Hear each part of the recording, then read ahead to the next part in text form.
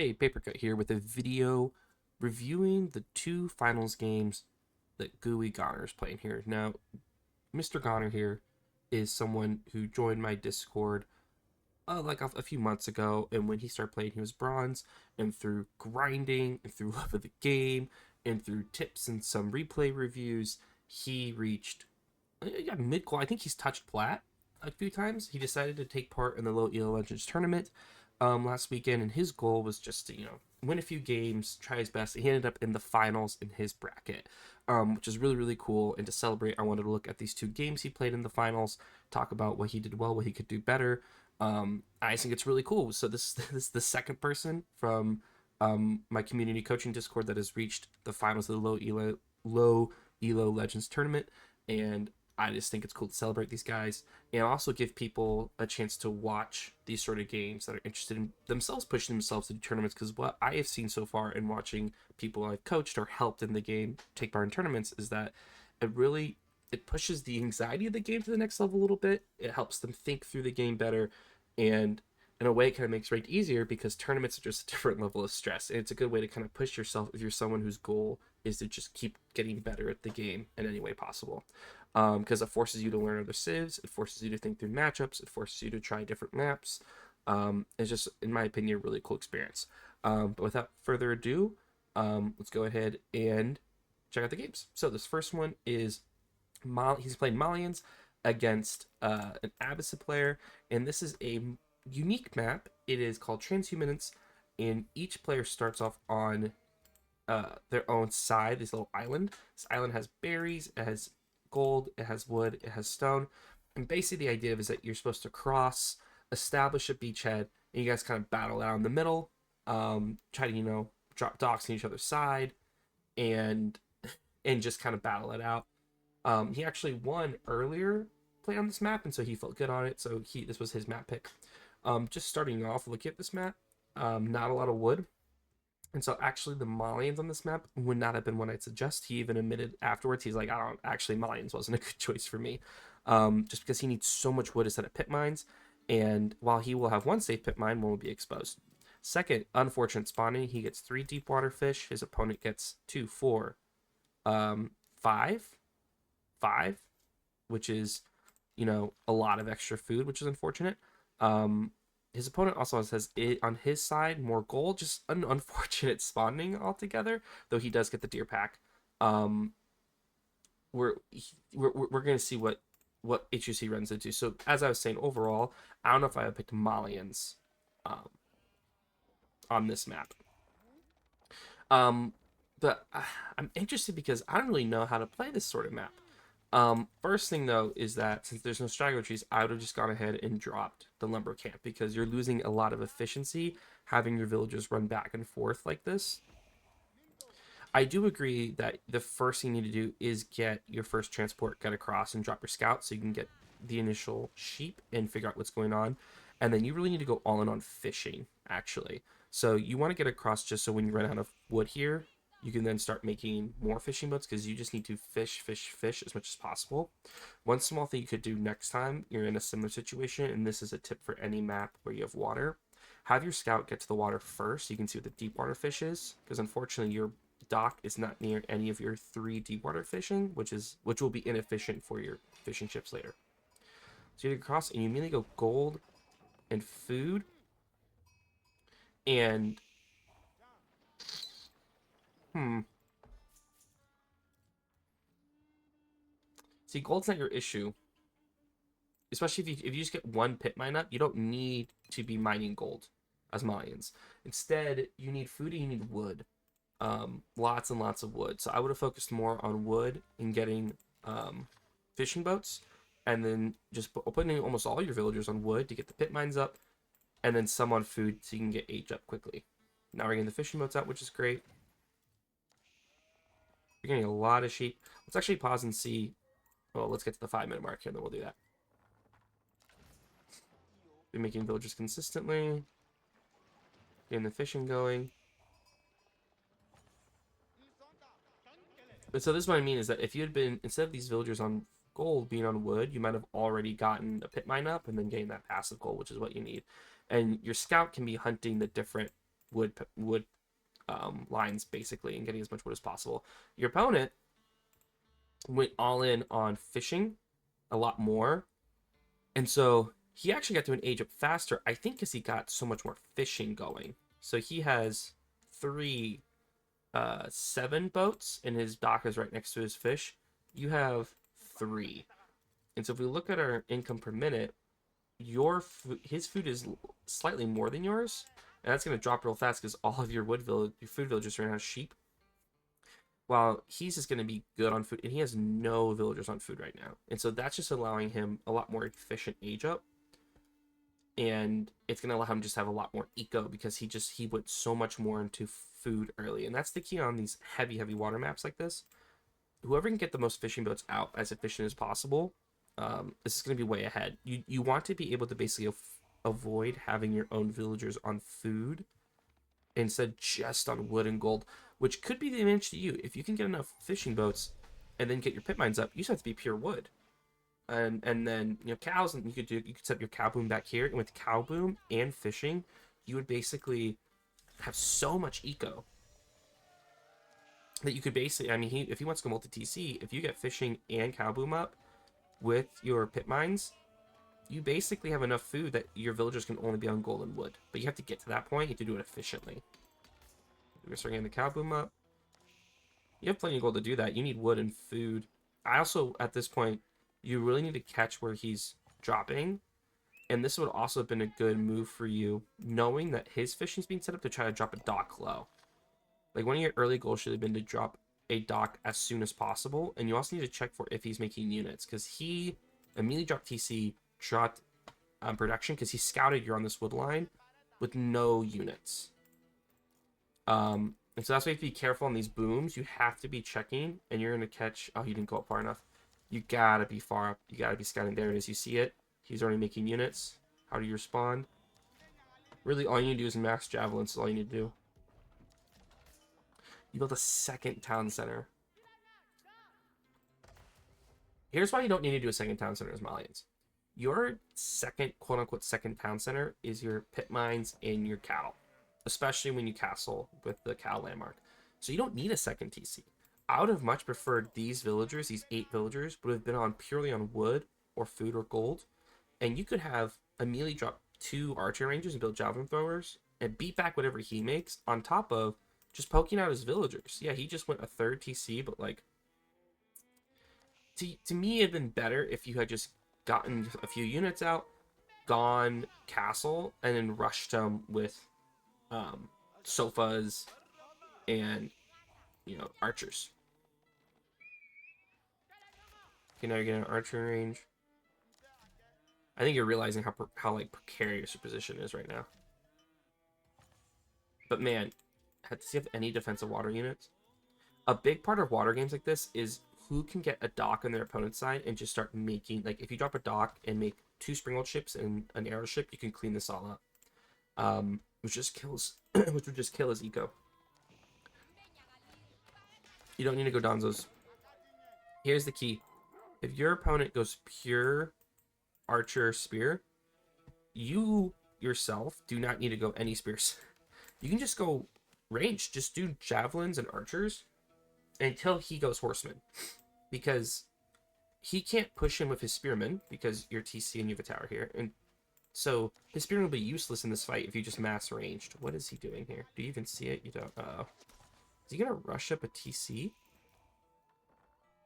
No, he ran back. Okay. Like the poke. How are you on cows? So now you notice your food eco is going off the wall and you have way too much wood. And this is when you need to shift your... There's like this weird point in the Malian cow boom where you need to shift onto gold because you just need so much gold to finish the cows and to age up. I would also get air defense, more production. I would actually be getting up, I'd be getting up stables in anticipation for when you hit castle. You want to go up your sofas. And your sofas could just overrun him. Oh my god, he keep dropped immediately. That's wild.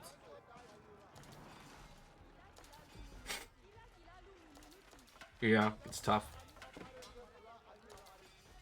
Game's not over though. Just back up. Why are you walling this? I'm confused about this. If you drop the dock and then wall around it, but a dock here and killing his fishing once again would be absolutely massive.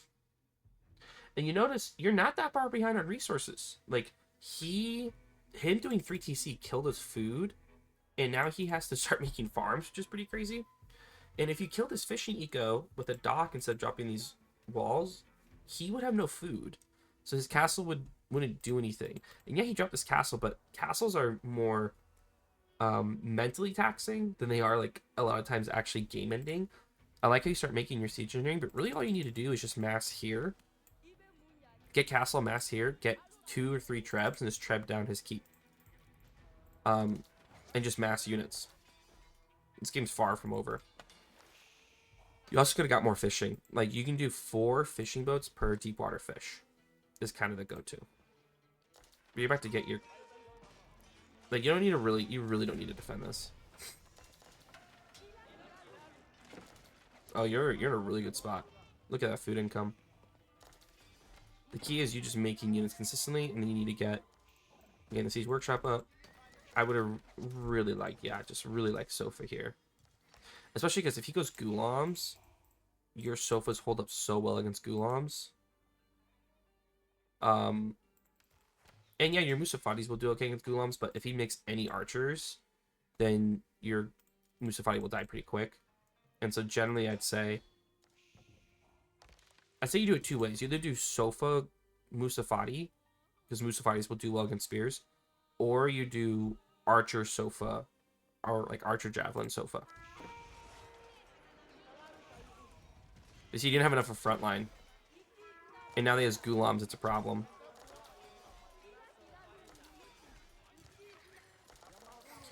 Good, now the production's kicking up. But a key part of this style is raiding as you're fighting. Like, you look at your food and gold. Just make gold units. Food and gold units. Sofas, Musafatis, Javelins. Just mass them as much as possible. And then you need to start, like, literally running them through his base. He actually doesn't have a lot of villagers out on the map. Oh, he does. Look at this. This is wide open. So this is, like, a key part of this style is Zerging, which is when you make a lot of units and send them everywhere. You need, like, 3 sofas to go north and just check wood lines. You know wood is low. Go south and hit the other part. Like, just be all over the place to try to really slow him down. Because now he's getting his farms up. His food eco is now matching yours. You see that many archers just gotta match jabs. And this is why Musafatis don't work in this situation, because his archers just are just slaughtering your Musafatis. And this is why also I'm not a huge fan of using Rams to take down this, because you have to get close. Trebs can do much more distance. Look at all that gold you have. I mean, it was a really good attempt.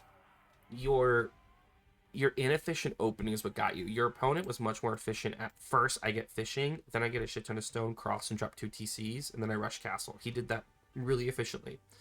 Well, I wouldn't even say he did that efficiently. He just did it faster than you. While you like built a second TC. You were on way too much wood early on, and then you didn't get enough gold. Like, you could have really angled to that castle a lot faster, which would have been a lot better for you. Like, the key about that Mali boom is you want to boom with as few military as possible. And the second you hit that, you're just going crazy with the military. But not a bad match. Not a bad match. Habits, it's really hard once you hit that castle age, and if they've been able to get to castle before you at a similar timing, it's hard because their eco gets really good really fast. All right, so the second game, Gui comes in on Order of the Dragon. He's playing against Ottomans. This map is called Basin, which basically each side starts on this back area with resources. There's a good amount of stuff in the back, and then the center has like the big golds, really good food in the boar and the deer, berries, but it's wide open basin. And then also each side gets a sacred site, and then you have the stealth forest on the outside. I remember this was in tournaments a lot earlier, in earlier tournaments. This is a crafted map, and you saw Deli played on here a lot because Deli could get a free Sacred Site and then fight over the center one. This is a big on aggressive civs because you can get all around the map. Now, what's interesting about this is that when I play Order of the Dragon and I play against Ottomans, I feel like my best bet is just early aggression, early aggression, and you just go immediately. Because if Ottomans can get up and get their military schools pumping, as Order of the Dragon's really hard to catch back up because the weakness of Order of the Dragon, since everything is kind of slower, if any civilization has the ability to make units faster than usual, you can get outmassed, and that's hard to come back from. So let's see how GUI plays it. Now, GUI did lose both of his games in the finals. It's funny because this is the player he lost to at the beginning of the tournament. Then he beat everybody else, and then he met him again in the finals and lost again. You know, we all have that person that we struggle against. I feel like there's a couple people on the ladder that whenever I play against them, I don't know, they just have my number. But GUI has played. This was Order of the Dragon was his first civ he ever learned. And so he knows this one probably as well as any other civ that he plays, though he's been playing mines the most recently. In my work, so I think he's gonna do the Men-at-Arms rush, which is really powerful. You get the upgrades from Men-at-Arms, and they tank so much. A really nice version of this is if you can catch them right when they hit castle. He pushes them off gold. Okay, that's fine. 194 gold's enough. I don't know if I would have run all the way over here to make another gold. The reason being, you have enough gold to get a Men-at-Arms out. 1 Men-at-Arms kills this, basically. So I would just put those 2 villagers on wood to increase the speed of getting that barracks up. Because right now, great time in the barracks. I would have liked if 1 more villagers on wood aging up so that you could have got the barracks down, and you're making a Men-at-Arms the second you hit castle, the feudal. The reason being, and see, look, he leaves immediately because he knows he can't hold that. So these units going over here is kind of a waste. The reason being is that since it takes so long for the Men-at-Arms to make and get over there, every second counts, and I really need you to scout so you know where to send your Men-at-Arms. Going of deer early, perfect. I'm not big on that. The reason being is that you're already making a mill over here, so you just wasted 50 wood on this mill on berries, which you don't want to be on anyway. You want to be on sheep. So I'm this not a huge fan of that. And you're going in archery range. I would have preferred 2 barracks immediately and then into an archery range, because you want to make Men-at-Arms early and then switch into archers when he's forced to make when he tries to like counter your Men-at-Arms basically with his own archers. You could also go horsemen though. The nice thing about archers is that they give you a chance to hit by range. So you know he needs stone. One thing you could have done is that you could have walked a villager up and dropped the tower right here to kind of give you an attack point. But this is why early scouting is critical, because you have no idea where to hit at this point, because you never scouted around his base. But look, his gold's wide open. His TC does not touch his gold. And if he's deciding to rush castle, it's right there. Excuse me. It's right there. So all he needs to, if you had just scouted that, you would have seen, oh, I walk over and I attack his gold. Now he does have a lot of spears, but even then, get 1 more Men-at-Arms down the range and he can't stop that. So this is what I mean is that for the archers to really start to matter, you need like 3 or 4. I would have just rather you had 2 or 3 Men-at-Arms at this point, because 2 or 3 Men-at-Arms pushes him off gold and he cannot do anything about it. Like this 2 Men-at-Arms wipes this whole thing, and you could tower here. And the goal is that you're trying to like enclose him. I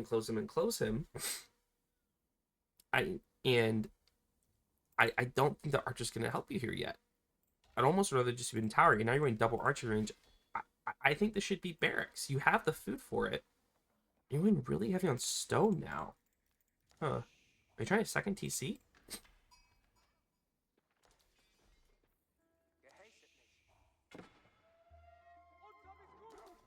And now he's aging up. See, that's what I mean, right? you're on such a close timing when you order the dragon to do damage and stop him. The 400 stone, I'm confused about. If you're going second TC, you don't have time. It's automatically go second TC. You need to do that instantly. This 400 wood stone is 400 food instead, like you went to the boar. And these are barracks instead of archery ranges. You probably have 1, 2. You have like 5 or 6 men-at-arms. And the second he hits castle, especially because he didn't even go to the Mohammed Imperial Armory, you walk in there with them, and he can't kill you. And you're just killing villagers. You're just slicing... Oh my god, I'm sorry. You're just slicing villagers down. And he dies because he can't do anything. And as he's trying to stop this, you just keep sending men at arms, and he can't do anything. I know because I've done that before.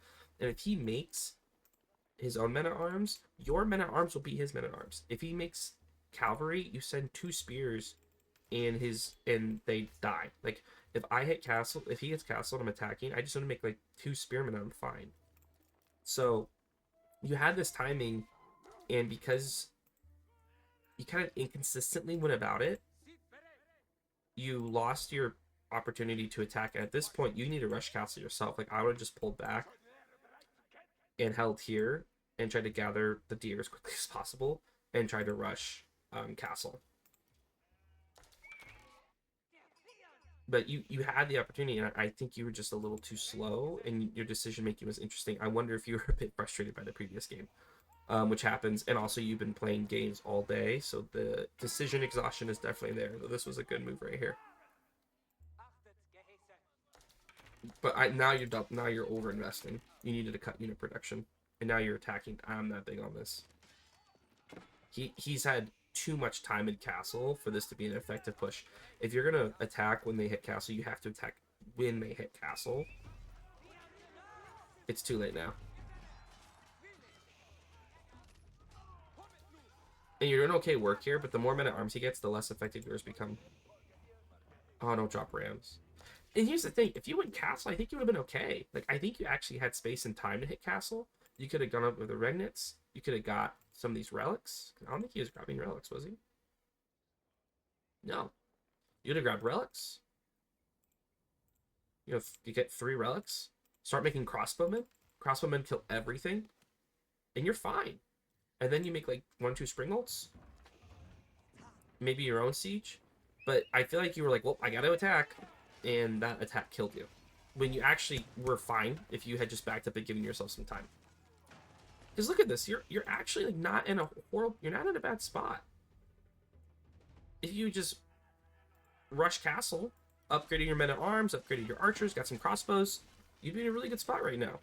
Put a relic in this tower and upgrade it with springles placement. You even got a second TC ups, which protects this gold. Get the boar. I don't know, it feels like you threw these units away too quickly. With the boar, you can rush castle pretty quick. Did you try to pull the boar? If you just run, you're fine, just run.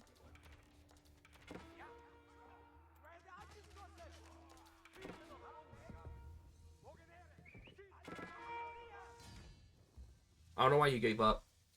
I honestly think you were fine. He had nothing to break towers. I think that was just a little bit of frustration, which I get it. Once again, I get it. You've been playing games all day. This is the only person you've lost to. But you were actually in a fine spot. You had a second TC up. You hit castle. You had a lot of men at arms. You had towers. He had nothing to break towers, men at arms, but you could have... Basically, you could have just ran units around, and I think you could have got crossbows out and been fine. If you had just given yourself a little bit of time. But I think I gave most of my thoughts in while the game was happening, but man, you played great games. Like, I think the thing to hold, as always, is a month ago you would not have reached the finals. And that's because you put in a lot of work. You were always asking questions. You're always getting feedback, and it shows. So congratulations to you, man. If you yourself are interested in getting support, just like our community, just to ask questions and get better, play practice games against, things like that, check the link in my description of my video for my Discord. I'm streaming now pretty regularly, so if you're interested in following me on Twitch, talking to me, asking me questions, getting advice, follow me on Twitch, which is also in the description of this video. And overall, I forgot that I'm recording for webcam this time, so I'm used to kind of looking off into space. Good luck on your games.